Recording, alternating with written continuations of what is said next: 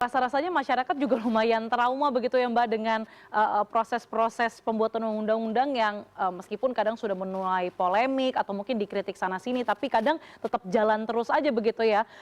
Tapi Mbak Bibit kalau tadi saya menyoroti bahwa ini jangan sekedar optikal begitu, tapi kan tetap ada pertemuan resmi begitu di samping mungkin ada pertemuan informal yang dilakukan, ada aspirasi yang disampaikan oleh teman-teman masyarakat koalisi sipil, ada kurang lebih yang berada di sosial media ada 9 poin sebenarnya disoroti, tapi bicara soal kalau misalnya dalam presentasi lah begitu Mbak, berapa persen sih Mbak yang menurut Mbak Bibit lumayan didengarkan begitu oleh pihak di DPR dan dituangkan dalam KUHP yang disahkan draftnya yang baru diupload tadi jam 8 pagi seperti yang Mbak Bibit sampaikan?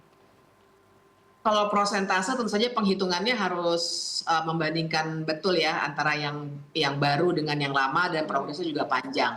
Tapi yang dilakukan oleh teman-teman ICJR misalnya ada catatan baiknya dari yang tadi pagi sudah diupload itu ada 18 poin, tapi masih ada yang problematik kira-kira sekitar 36 poin.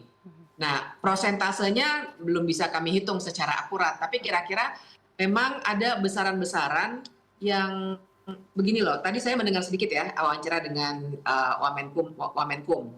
Nah, permasalahannya adalah yang disampaikan oleh Wamenkum kan memang beberapa hal yang sifatnya detail sekali, yang mungkin terdengarnya seakan-akan ada banyak sekali yang baru.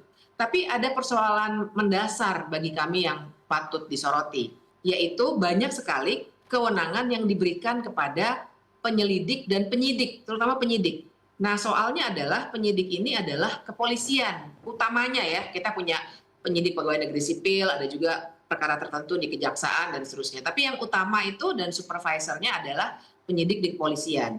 Nah, persoalannya adalah kepolisiannya kan lagi mau direformasi nih oleh tim reformasi kepolisian yang dibentuk oleh Presiden Prabowo sendiri.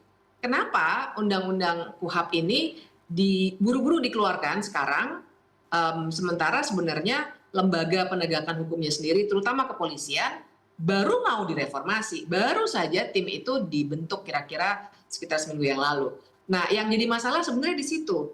Seperti tadi beberapa kali dikatakan, ini sekarang rapi kok, jangan khawatir kan begitu ya, kira-kira kata Wamenkum. Karena sekarang ini kewenangan penyidik untuk itu, kewenangan penyidik untuk itu. Nah, masalahnya adalah tadi Wamenkum sempat menyebutkan jangan khawatir karena mereka juga ada sistem pengawasan. Pertanyaannya adalah apakah pengawasan di tubuh kepolisian itu efektif atau tidak selama ini? Sementara kita punya kasus pembunuhan siswa SMK di Semarang yang namanya Gama, punya kasus yang di Sumatera Barat, seorang anak yang juga mau tawuran katanya kemudian terbunuh, kemudian Kanjuruhan dan lain sebagainya, yang tidak tuntas. Nah, jadi pertanyaannya dengan memberikan kewenangan yang demikian besar kepada penyidik, sudah diikuti belum kewenangan itu dengan pengawasan yang memadai secara institusional?